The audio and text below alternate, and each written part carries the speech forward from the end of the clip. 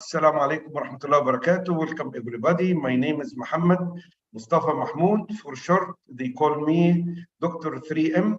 I am the Executive Director for Academic Affairs for the Global Performance Management Academy.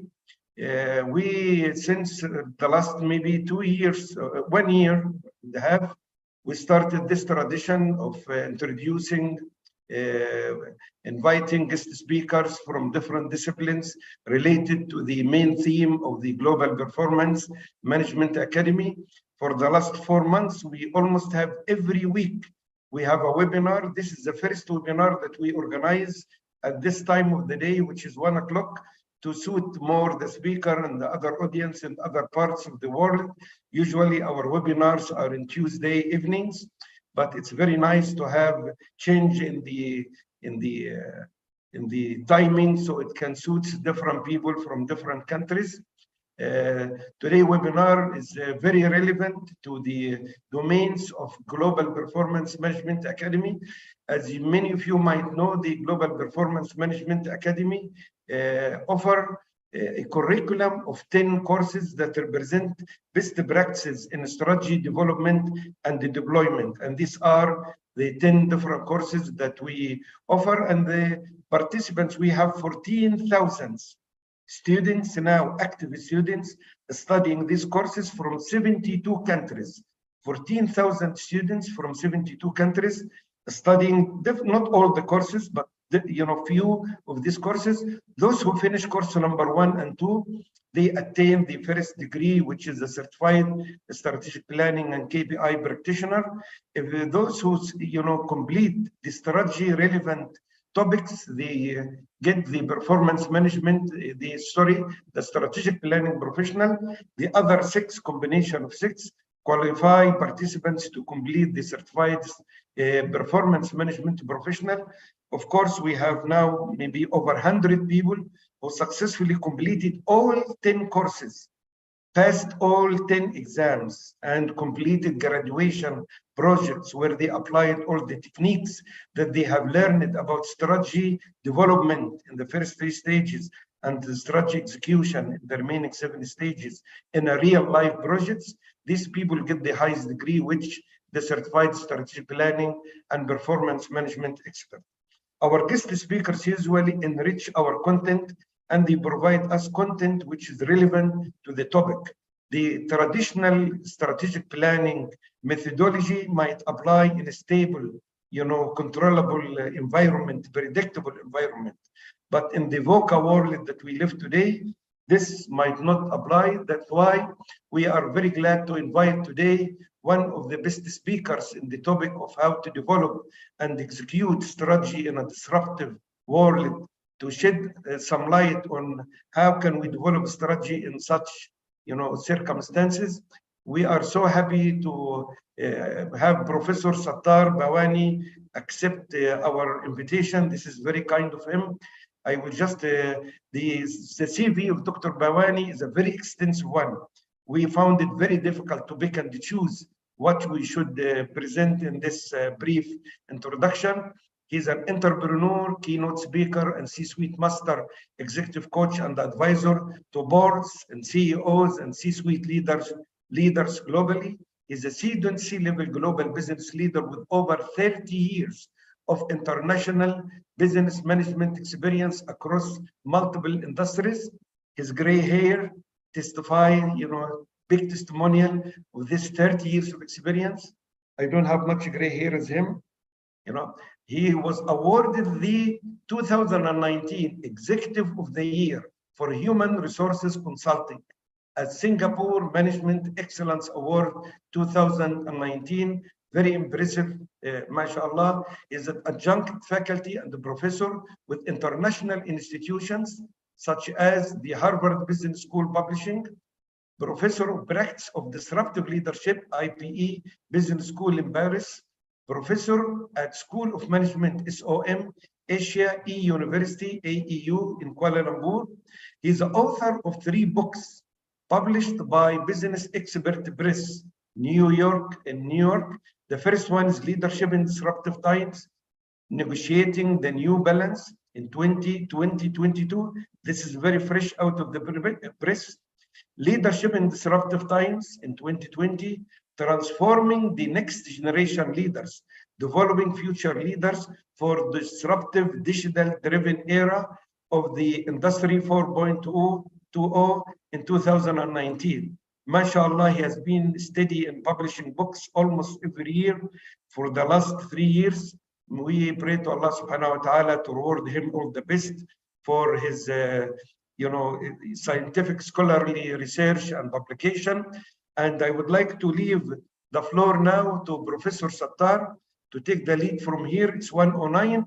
We hope, inshallah, within 50 minutes or so, we conclude his presentation. And if anyone has any questions, please try to post it at the Q&A section. So at the end of the presentation, inshallah, Professor Sattar will try to address these questions within the time frame remaining, inshallah. Now we have 134 participants from several countries. It's a great honor. I would like to leave the floor now to Professor Sattar. If you can kindly start sharing the screen from your side. Assalamu alaikum wa rahmatullahi wa barakatuh to our Muslim brothers and sisters. And a very good morning or good evening, depending where you are. And first of all, thank you, Dr. Muhammad Mustafa from the Global Performance Management Academy, inviting me to be here today. Okay, so because we have limited time, so let me now start quickly so that we can have more time to dialogue. So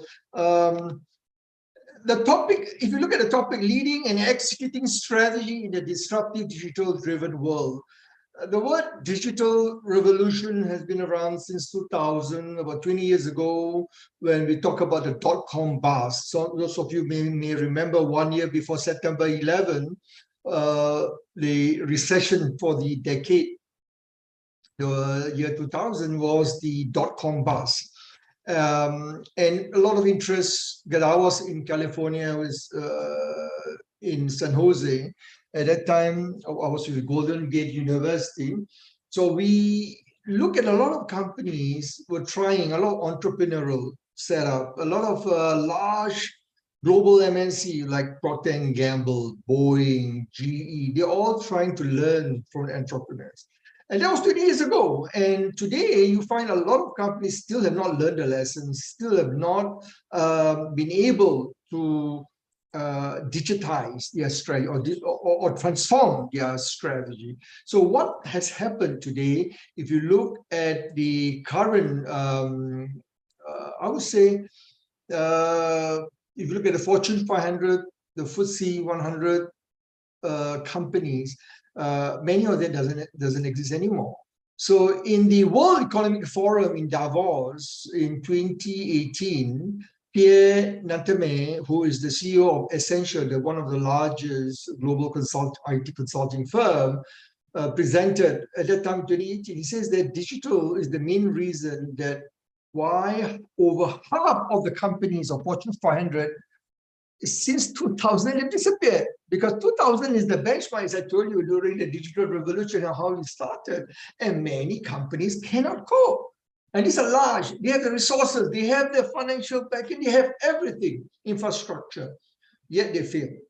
What happened? And I'm going to share with you some stories, some case studies that are research that are published in year 2020. Okay, now today I would talk about if you're talking about transforming your organization with digital revolution in mind, there are certain parameters, certain best practice approach that you can consider. And I will share very quickly. Then I will talk about what is the difference: digitalization, digital transformation. Many people use the word interchangeably. They are not. They are very different. And where should you start? Then I'll talk about the key success factor. If you want to lead and implement or execute digital strategy, there are some key success factors. You have to get it right. And from research over thousands of companies from different institutions, research, I've compiled the research into the book that was published in 2020. Then I'll talk about the digital-driven culture. So if you want to implement digital strategy. What is the culture? And culture is very important to ensure that people are adopting and get the right framework to be able to execute a strategy. And then I will talk about the what we call the case study of some of the best in class company, including Microsoft, Starbucks, DBS Bank, the best global digital bank out of Singapore. And there are other companies like Uber, Grab, we have Netflix in my book. So there are too many examples, but because of limited time, so we will focus on some of the known leading companies. And then at the end, we have a dialogue, Q&A, I will answer those questions, okay? Now, very quickly, the slides, we can give it to you later, but I will give you the references. You can go and have a look. But when we talk about strategic organization transformation, when you decide to embark on digital transformation, so very, very simple 3-step, 4-phase, but 3-step. First, you need to look at your mission. Do you have the vision for the digital vision? Does it exist? How about your value statement? You need to re-examine. Then you draft your corporate strategy for digital transformation over a 3 to 5 years horizon, but review it every month. So you can plan a 3 to 5 years, but you need to be able, those are the conventional, strategy planning. But today, you have to review it every month. And some companies even do it every day because the competitors that are coming up every day is phenomenal because of the impact of digital revolution. And of course, then you need to put this structure in place to support the strategy. So the 4 phases that I would advise you if you want to decide to go ahead and do a digital transformation. So make sure very clearly define who do what, because many companies have failed because there's a lot of infighting political power between the CIO, CMO, Chief Marketing Officer, Chief Information Officer, Chief Data Officer, and there's no clarity of who drives this and what are the competencies you need. So HR, human capital need to play a part. And second phase, you need to assess, are your leaders ready? A lot of them do not have any idea how to execute, so they depend on consultant. You cannot leave to consultant. Yes, you can get support, you can get advice, but you need to develop certain competency to drive the strategy successfully. And third is to look at intervention. How can you support your digital project team? How do you coach them? How do you guide them? How do you support them through lifelong learning to ensure that they have the right competency and skills, behavior to sustain the implementation? And lastly, you need to relook your KPI. The digital KPI is different from the traditional KPI. Look at the performance management. That's why GPMA is a global body. They can advise you on what are some of the best practice. So you need to adapt quite a lot of things to be able to be successful in the digitizing your business or implementing digital transformation. But the good news is that it is easy because a lot of companies have learned and there is now best practices, which I'm going to share with you. And I put everything in 2020 in what we call the practical book called Leadership Disruptive Time, how to implement digital transformation in your company. So first, let's put things upfront, the definition. The difference between digitalization, and digital transformation, because digitalization, a lot of people misunderstood between digital transformation and digitalization. But the first phase you need to start is with digitization.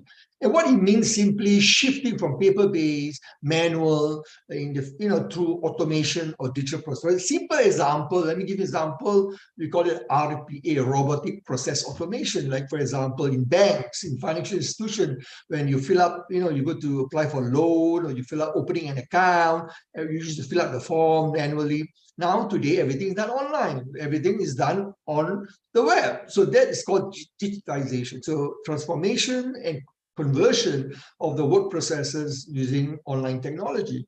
Then you have digitalization, which got to do with culture. Are people ready? Can you transform? Can you get people together, work towards achieving that goal of digital transformation? The culture is very important. How we define culture? The way things are done around here. And many people just simply follow and what the boss says or what the senior management says, but they do not believe in it. So you need to create a culture where people believe in what you're doing. They understand the rationale why you are doing it and what does it mean for them. And lastly, the outcome of digitalization would be what we call an agile organization, which the whole process, all three, is called digital transformation. Or sometimes I call it DT, digital, or DX, digital transformation. Can be either DT or DX. In my book, I use both to indicate the whole process of how do you create the digital vision, the digital architecture, understand the customer centricity part, looking at internal, external customer, the people before process and technology, and executing it.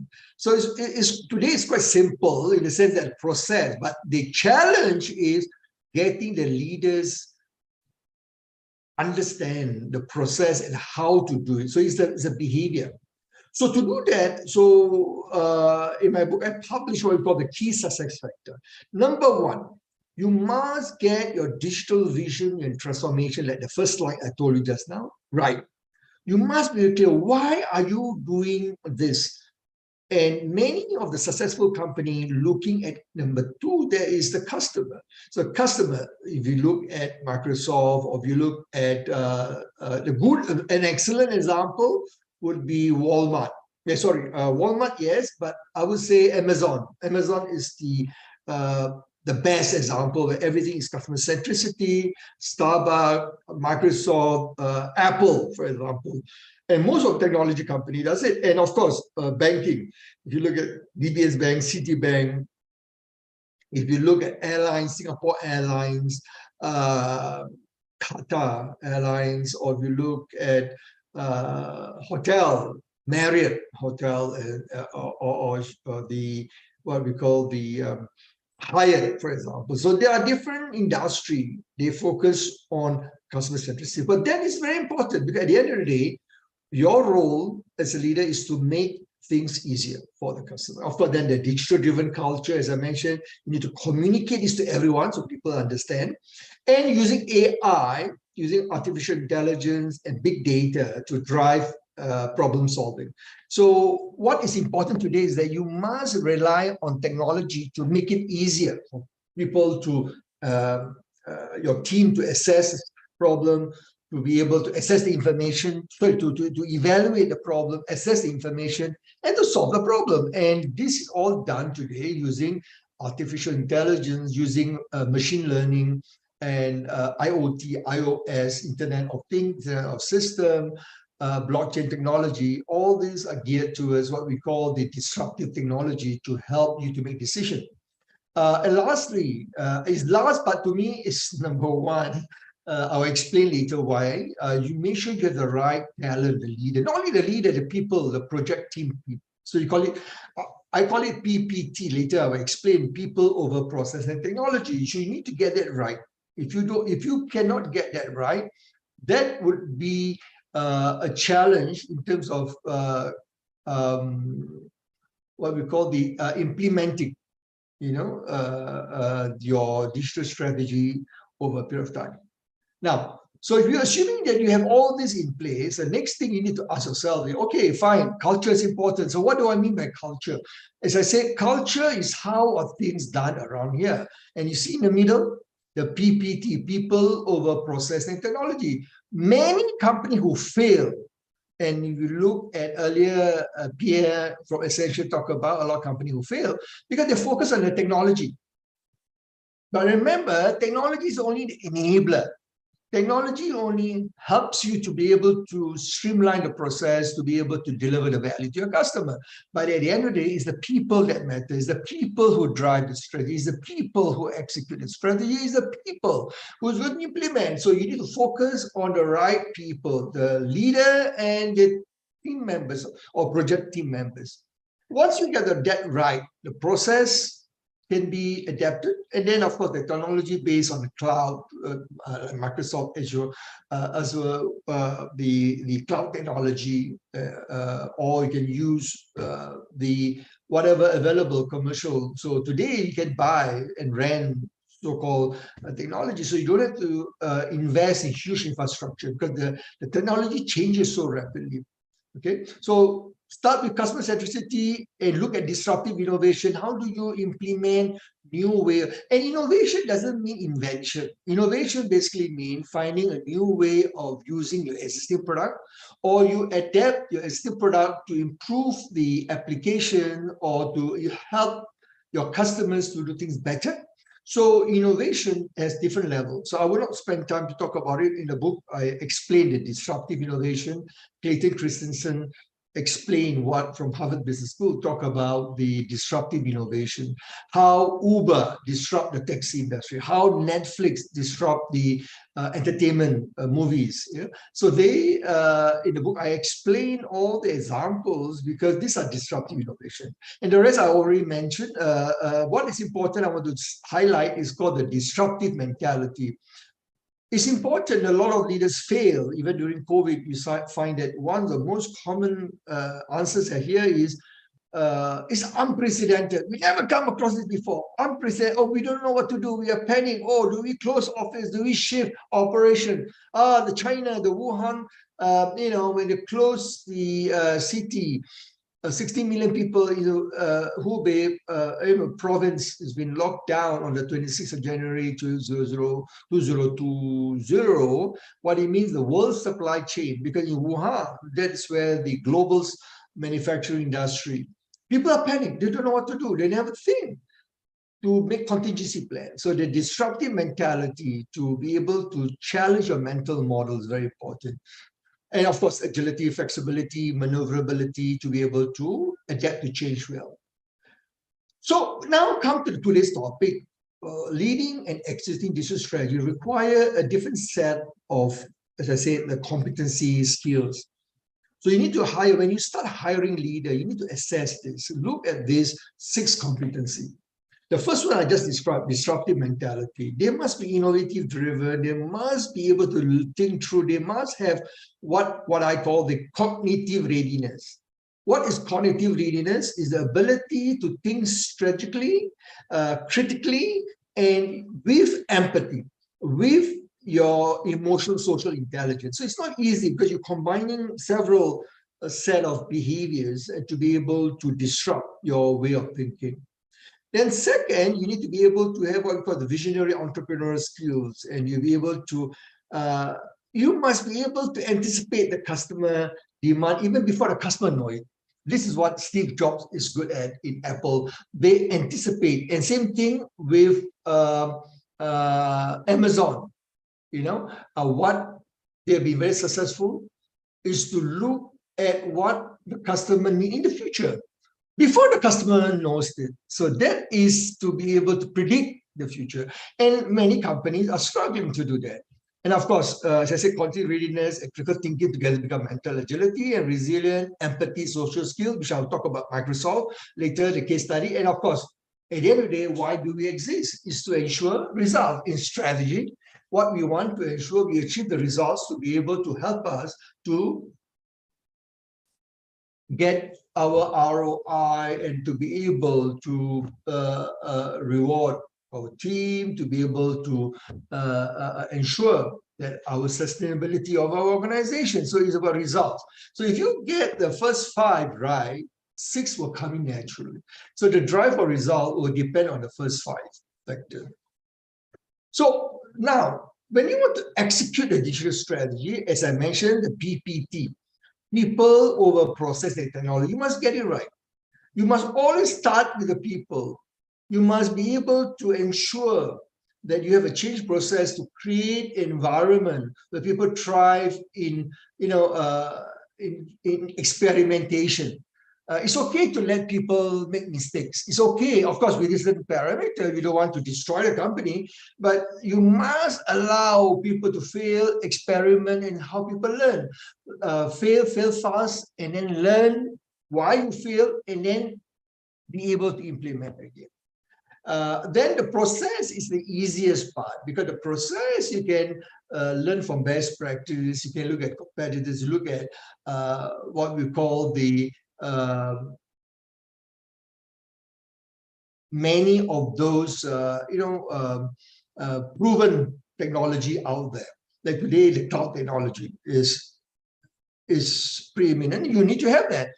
No company cannot, as simple as you look at your Gmail, look at Dropbox, if you use Dropbox, you look at all the other technology that we are using today, all has a cloud-based, and for security and so forth. And lastly, technology, how do you market it? How you use e-commerce, like Starbucks is very successful to do that. How they create a brand positioning using the e-commerce. We call it the digital marketing flywheel, which I'll talk about later. And how do you deliver service? Like how do you, like for example, Netflix, Microsoft, they take pride using technology to ensure that they are there for the customers all the time. And you need to be mindful that the technology doesn't have to be sophisticated. You must choose what is available in the market that would suit your purpose. So you do not need to follow what the competitors do. So you need to look at your requirement, your customer requirement, and then adapt the technology that is available to suit your purpose. So be mindful that not all best-in-class technology means that you must acquire them. And a lot of them may not be relevant because of the scale of your operations may not necessarily require that. Vice versa, if you are a large global MNC or an organization that have operation throughout Middle East, you need to be able to leverage on the right technology to deliver you the value that your customer expect. And then on the right side is where I look at digital strategy. So when I advise clients, I say, number one, always go to your customer, know what they want, use design thinking, spend time with your customer, learn how can you make it easy for them to implement.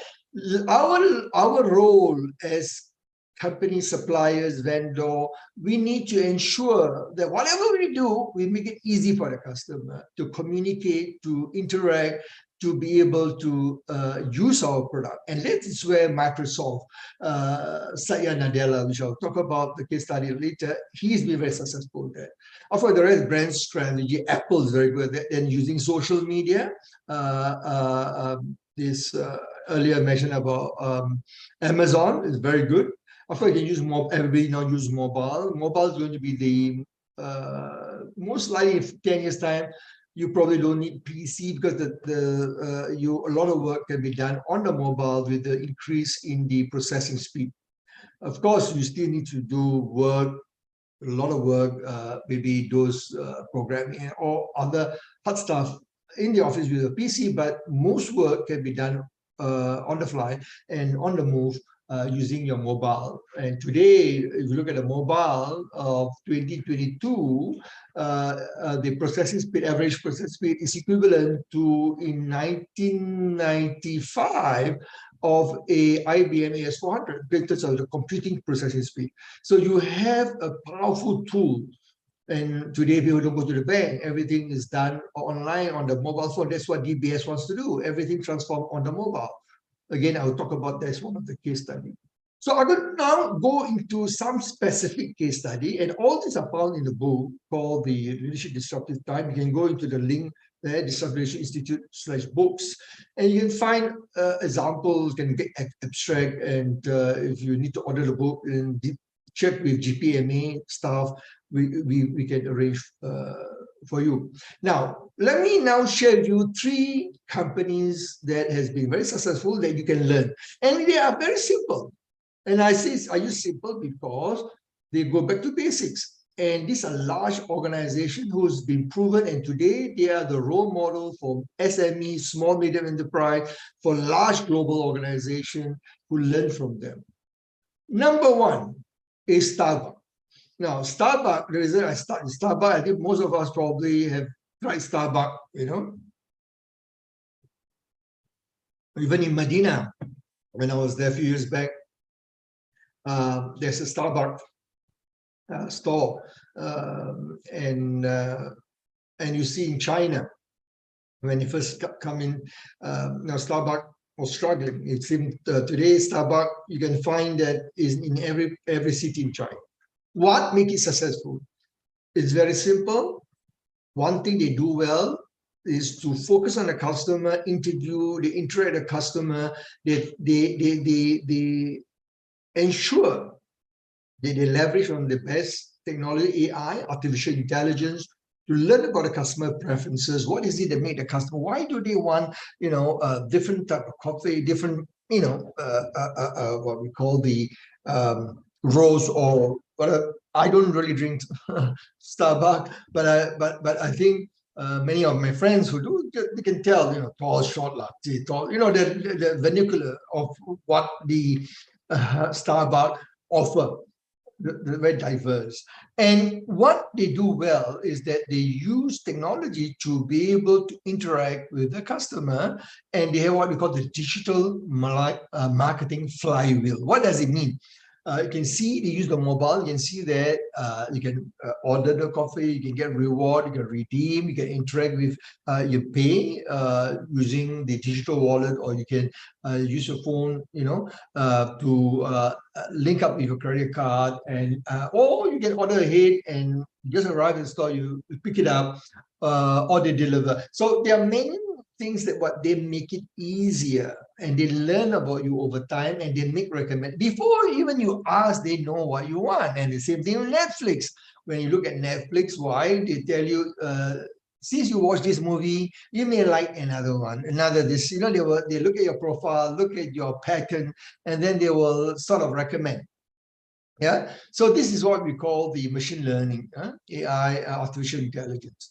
And Starbucks is today is number one in terms of gourmet coffee. I call it gourmet coffee. And of course, there are many coffee, be Tin Leaf, San Francisco Coffee. There are so many brands worldwide, but Starbucks still the preeminent. Why? Because they stick to the basics of understanding their customers, using technology to deliver value for the customer. Not the other way around, not using technology to transform the processes, but start with the customer. What is it they want? They want simplicity. They want to redeem it, make it easy. They want to be able to order fast. They don't want to queue up. Like when I was in New York, at one stage, I could see a very long queue, on Fifth Avenue, or, any part of New York. You can see when there's, or in the US for that matter, any part of the US, even San Francisco or LA. The problem is you have to queue and you wait. So they understand, and they transform that, make it easy for the customer. Second is a bank, a traditional bank, like many of you in Saudi Arabia, all of us, every country have a bank, traditional bank. But this is a Singapore traditional bank, Development Bank of Singapore.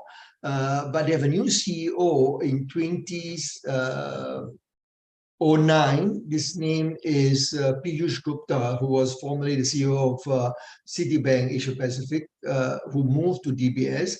And he transformed. He's a smart guy, very, in my book, I explain the story of how he met the chairman of the board.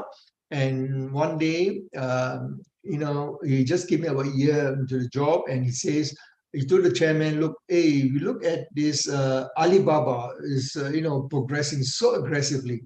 And Alibaba at that time, as you probably know, although the eBay was the pioneer, but Alibaba took over, and Alibaba started providing financing. They allow the customers to, provide financial transactions and so forth. And this is a guy who has a foresight, anticipate, look, if Alibaba can go into our business in future, we may become redundant. So he asked the board for financing, few hundred million, to start the campaign and to be able to look at how the bank can be transformed digitally and to be able to focus on the people.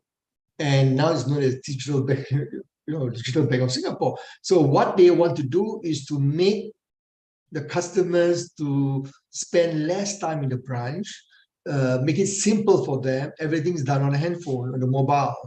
And he re-engineered the whole bank by behaving like a tech firm. but focusing like a consumer. In other words, still focus on the customer centricity, but use the best technology. Look at all the big names. Look at Google, look at Amazon, look at Cisco, you name it. And what is it that they do well? And what technology they use, we want to use to make it simple for our customer.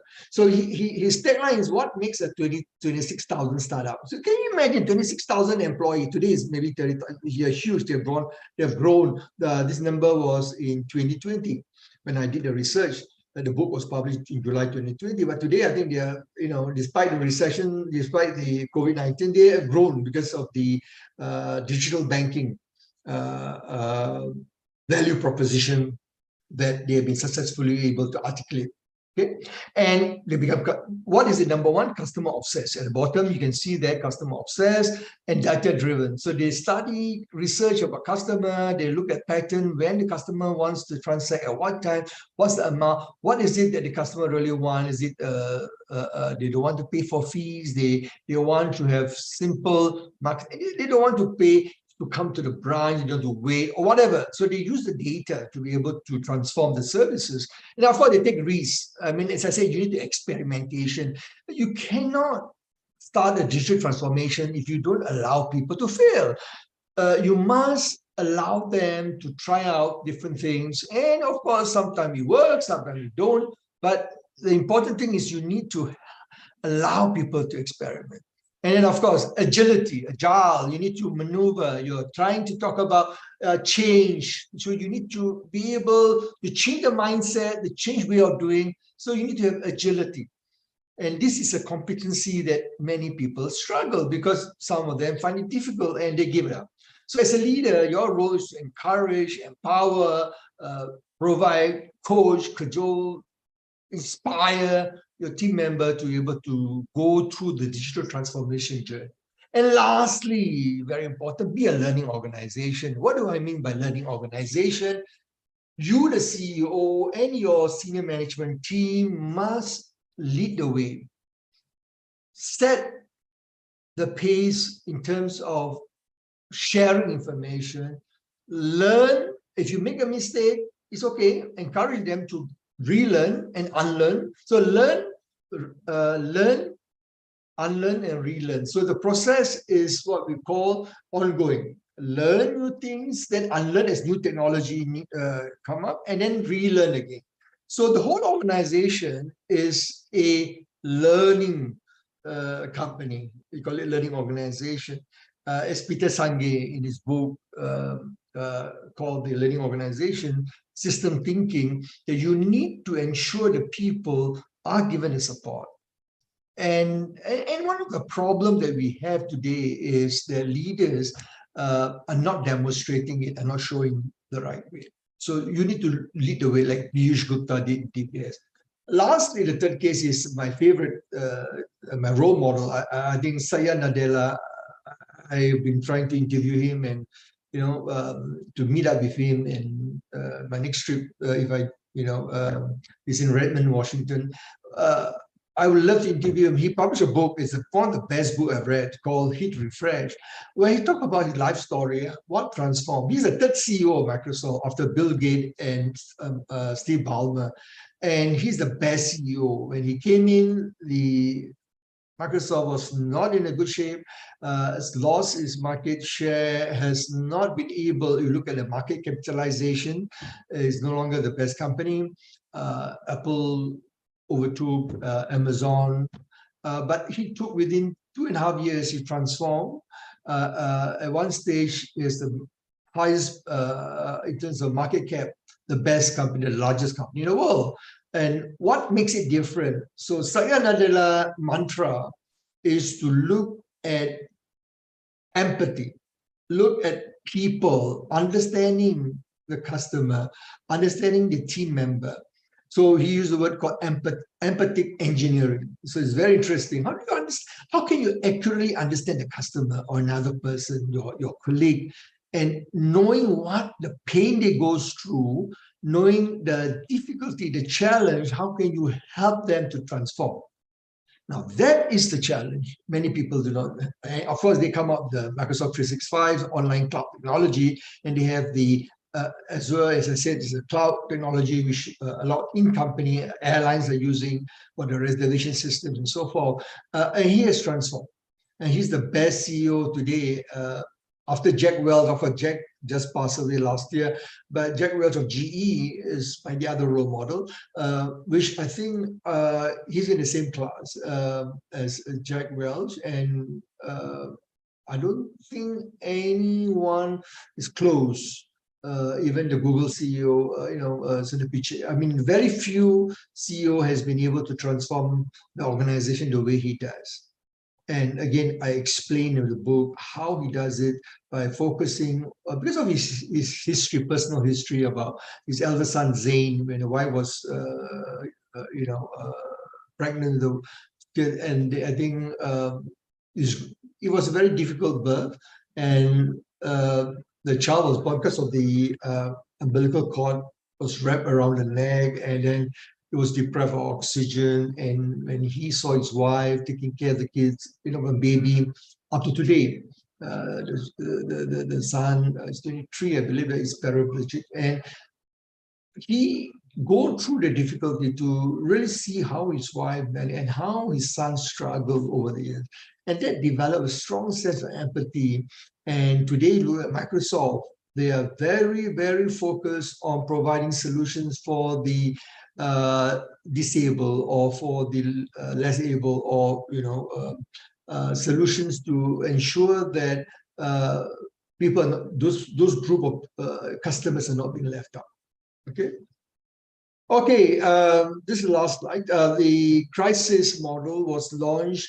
The earlier version was launched in the first book, but the depth, because of the COVID-19, the digital disruption over 10 years study, we published on Thursday in New York.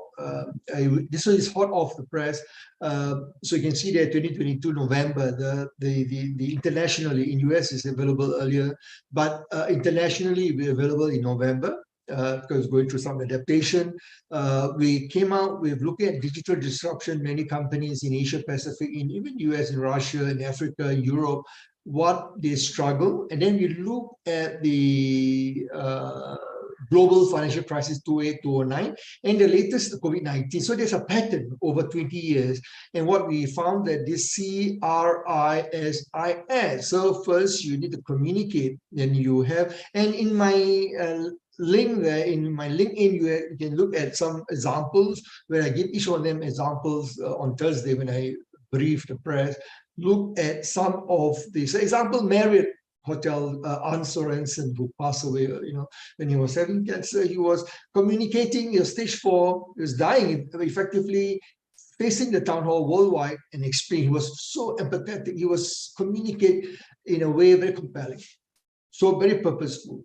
And resilient, be calm, don't panic. And if you look at this COVID-19, you see a lot of people are panicking. And when you panic, the staff will panic. So how can you be more reflective, understand what you need to do, and use big data, AI for decision making, just like what Starbucks did very well, digital. Of course, you need to shift your mental model, as I mentioned. And here is where you look at example will be, one of the good example would be Elon Musk, when we look at how they've been able to transform the organization by using, of course, the supply chain the technology to be able to transform the manufacturing of their product. Now, inspirational leadership. What do I mean by inspirational leadership here? When you are in a crisis or when you are in the disrupted mode, when people are uncertain, where are we going? How do we get there? What is happening? When you see people being in disruption, people not able to adapt, so they leave the organization or they've been replaced, and other staff are wondering whether am I going to be next? Okay, so you need to inspire, help them be able to motivate, inspire to be able to move forward. And now this is the role of a leader, to be inspirational. How do we do that? We need to be able to learn. As I said, the empathy. You need to be able to connect, build relationship with your strategic partners. Look at your employees first, and of course the external partners, customers, and lastly set the recovery path. So when you are digital disruption, unfortunately a lot of people get confused. There's a lot of confusion, a lot of ambiguity to what's happening. Wow, we have to change the way we do things because we've been doing it. And one of my clients, insurance company, when they, Insurtech, you heard of fintech, financial technology, but insurance called Insurtech. So when they try to implement a lot of this RPA, robotic process automation, in terms of processing of the insurance application, people are worried. Oh, with all these robots coming in application, so are we going to be redundant? Are you going to be replaced? So there's a lot of concern. So you need to be able to connect with the staff, reassure them, and then demonstrate visionary and authoritative leadership. Where are we heading? Where are we going? What is your new role? So they need to reskill, upskill themselves, the employee, to take on new jobs. Okay, the different way of working. So it's your job as a leader to inspire them, to set the direction. So there's a clear line of sight as to where you're going and how the people can, see a way forward. And there's hope, and there's purpose, and they want to remain in the organization. And let me just sum up before we take some questions. So number one, act now. You want to do digital transformation strategy, now is the time, with deep sense of urgency. Because if you don't, the competitor is going to get rid of, going to outmaneuver you. Okay, so embrace experimentation. It's okay to make mistakes, but try small pilot, in one department and see how you work before you scale up. Start with the customer. Always start with the customer numero uno. And back when I was in the US back in the 80s, I went to supermarket. They put there, customer is number one. If customer is wrong, see rule number one. So whatever it is, the customer is always right. And I'm not saying it's always right in the sense, of course, customers they are wrong sometimes. But the idea is you need to help them see how to make it right. And you need to be able to engage them. This is what our role, as leader, a supplier, vendor, and you need to get the culture right. And to do that, you need to get the PPT, people over process technology. You need to be able to have a digital-centric culture, as I mentioned earlier. And lastly, be a crisis leader, because they're going to, as you implement your digital transformation, there will be crisis, there will be breakdown, there will be customer complaint, there will be system failure. So you need to manage crisis daily. Now, of course, the major crisis, we talk about COVID-19, the digital disruption, industry 4.0, these are huge. The next one crisis will be the climate crisis. Then you're going to have we had recently have the great resignation during the COVID-19 pandemic. And then you're going to have, of course, the baby boomers retiring, the younger Gen Y and Gen Z are coming, they call it the generational shift. There's a crisis coming up soon. And how are you going to manage? And there will be a looming economic crisis, global. Look at what has happened to the US dollar. What happened in the US, the double over the last 2 quarters. There's a technical recession in the US. Look at what's happening in Europe, the Eurozone. It's slowing down. And you should look at China. There's definitely, there's going to be a global slowdown. There will be a recession. Is your company ready? Because you need to be agile and nimble, is to be able to use technology to transform and improve productivity, increase profitability. And to end with a quote from a 19th century philosopher, a German philosopher, Arthur Schopenhauer, says that, when I look at digital transformation, the thing that I look at is that the task is not so much to see what no one has seen. In other words, to uncover the unknown, come out something drastically new, but to think what nobody has yet thought about what everybody sees. So everybody sees the same thing. You see your customer, your competitors also see the customer, but can you think beyond that? What is it the customer wants? You need to engage them, communicate with them, use design thinking, and create that new strategic opportunity by using digital transformation. With that note, I will now end the session and I open for Q&A. Thank you very much, Professor Sattar. I didn't want you to stop. I enjoyed it very much. In fact, we have few questions on the question and answer tab. If you just click on there and try to read and answer them yourself, I think it will be better. Okay, so let me see Q&A. Oh, 14 questions. Oh no, some are invitation. Okay, you mentioned disruptive. Mr. Muhammad Al Taibe asked a question, disruptive mentality, how can you build this in leader? So one way to build this is to create the environment where people are allowed to experiment. You must provide the opportunity to try out new things, and you need to help them to disrupt their mentality by going outside the box. And we call it cognitive readiness, challenge their mental model, stretch their mental capacity, and it's a process over a period of time. It can be done, and in my book I explain how you do it. And one of the things that you can provide is called executive coaching, because this is where you need to personalize the approach through the way they think, and it takes some time. It's not overnight, because people are used to think certain pattern thoughts. It's called system thinking. Now, also the same. We ask so many questions. Okay, it's all from. Is it all from the same, Mr. Muhammad Tabe? Okay, can I look at others to be, then I come back to you. Okay, let's look at Mr. Omar Said. Please send PowerPoint presentation. Okay, GPM will send. Again, Mr. Muhammad says, can you elaborate how to use design strategy in this context? Okay, design thinking is a process in which you look at the customer, the current practice, look at what they like about your product, what they want to see, and you need to anticipate by asking questions. Then you design your digital strategy, allowing your company to deliver value based on what the customer wants, or anticipate their future needs. And so it's a process called you call it design thinking. Okay, not design thinking. So you understand the customer, PPT, the people. The people is both internal and external. Okay, then you communicate, spend time, then develop the product architecture. Okay, Mr. Abdullah Abdul Salam, do you have any training program offered? Yes.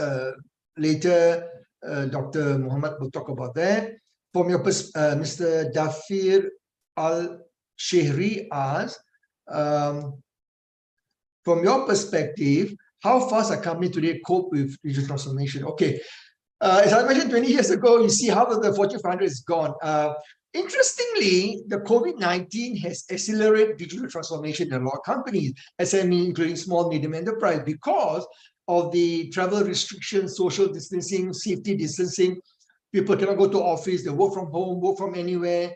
And that forced company to adopt digital transformation, adopt technology as a way of delivering the e-commerce and so forth, or delivering their product and services to the customer. So that has speed up. But now you see people start slowing back, So I think the awareness is there, people understand, but again, most people are concerned about cost, because they're a small company concerned about sustainability, about survival, of the organization. So you need to prioritize, and you need to be able to start small. So it's not as fast as we hope to be. Many companies, even after 2-3 years,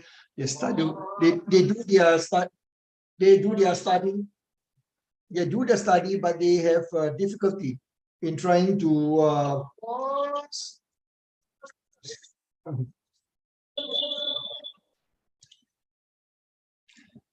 sorry about that. Many companies struggle because they do not get it right. They do not understand that you can start small and then you build up. Okay, Mr. Haya Al-Utaibi, thank you for your, I need your insight in the following. Since many work in government sector, it's not easy to implement the culture awareness. Do you think this act of forcing employer linking evaluation? Okay, now I work with the government in Singapore, Malaysia, India, Indonesia. So yes, I agree. The government, a good example is Singapore and Vietnam, but they're very good. The government has developed the infrastructure. And Korea. Korea is another good example. Besides, of course, the US, Germany, France, UK.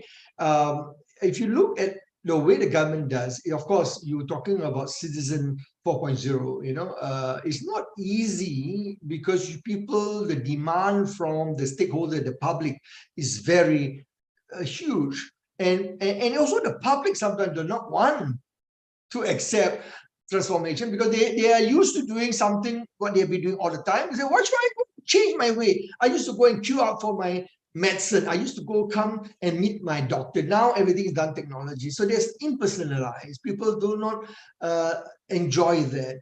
People don't like that. So you need to win over. For the employee also, hey, why should we change? I was talking to a government hospital, in Singapore about 10 years ago when they tried to implement, and all the nurses, doctors said, look, I have to put the record. I used to scribble. Doctors like to scribble their notes. Now everything they have to type and talk to the patient. They have to, do a lot of work, which, they say, it's taking so much time. I would rather employ a staff next to me to type in everything. And that's what they do initially. So it's ridiculous, But of course, today you see the younger doctors are more savvy, tech savvy. So it is easier. Okay. So I think it will be tough for organization, for country. They're not tried out. But the good news is that OECD, Organization Economic Cooperation and Development, has a lot of support for implementing this. And World Bank and all this. So you can go and access their support. Okay, Ashraf says that on the PowerPoint, so you put also enable a process. It's a separate pillar. What about product instead? Yeah, product is considered the solution, the outcome. Because if you look at it, you get the people right, you get the process right, technology, you deliver the solution, right? So the product is the outcome. So you need to get the people right, the right skills, the right people, then the product, the solution will come up right, and the process being implemented. So it's more important to focus on the people. Okay. Kyrie City said, during the pandemic, manpower resources are greatly affected. How does the leader use communication part of his will be kept, not kept intact based on consumer demand? Okay, this is very interesting. So when talking about communication, one of the challenge do you mean is that you need to continuously communicate.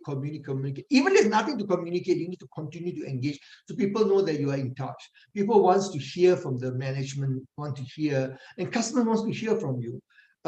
So I think one of the things that you need to do is to continue to engage your staff and your customers and make sure there's a continuous using whatever technology that is available to engage. So the customer engagement, the employee engagement is ongoing. And it's even more important because of the lack of the touch. So there's a trust issue. So therefore, communication will close the gap. So people are more aware. Okay, I will take last two because you're already at 7:05, but you can still can email me or send to GPME. I will take the last two questions. The last one, Bahaya Alutaibi again. How do you get information about a crisis model? You can go to my LinkedIn. Okay, LinkedIn. My name is just Bawani. You can get, and there's a lot of, just Thursday we just published the details there. Or you can go to my website, Disruptive Leadership Institute. You can get a lot of information. How do we need to have a dedicated team to build digital culture? Yes, Mr. Ahmad. Yes, you need to have a digital. In my book or chapter 8, I talk about digital project team. What are the SCORE model? SCORE. How do you build project team? I will take. Let me go back to our friend. This last one, Hanifa Al-Kasmi.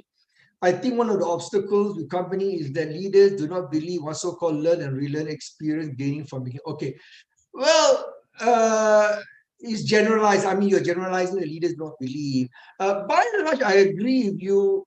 Many companies are struggling to get the leader because, the younger leader, the Gen Y, most of them are now understand that's the way. You need to learn, unlearn, and using technology, they can learn quickly. But But I think the older one, the Gen X, the traditionalists, the boomer, you may have some challenge, but you need to overcome that. Okay, I will stop here. The rest of you, later you will have my email. You can email me, or you can send to GPMA. I will be happy. I think I've answered almost 80% of the question. So over back to Dr. Mohammed. Okay, thank you so much. Let me just switch to my screen. I would like to thank you very much for your energy and enthusiasm about the topic and your deep knowledge in the field and experience. And as you mentioned, we will be happy to continue our communication with everybody who's interested in this topic. In fact, just before the webinar, I had a discussion with Professor Sattar, and he told me about the Disruptive Leadership 4.0 Masterclass. And this masterclass, in fact, covered 6 programs, and he has delivered this training several times to big organizations in several countries. The topics which are covered are leading a digital transformation strategy, transforming a disruptive, innovation-driven culture, driving a high-performance culture, the future of work in a disruptive and digital-driven workplace, talent management and succession planning for Industry 4.0, and finally, leading high-performance digital transformation teams. These are the components of Dr. Sattar Disruptive Leadership 4.0 Masterclass. In fact, each of these programs are delivered in 4 half-day sessions if it's delivered online. And I think this might be the most suitable one for a wide audience like this. And each session is 4 hours per session. Of course, if there is any organization which would like to have these programs conducted in-house, we can arrange with Dr. Sattar, to do this. How long it takes, Dr. Sattar, if you delivering this in-house? It depends on the level of customization based on their competency, their strategy. So around 2 to 3 days. Some, want to elaborate 5 days, but it's very long. But average will be 2 to 3 days based on my experience worldwide. I see. So this for each program. By the way, also Dr. Sattar has, treasure of additional resources, booklets, videos, and we will be very happy to share with you the details about these resources to have access to them.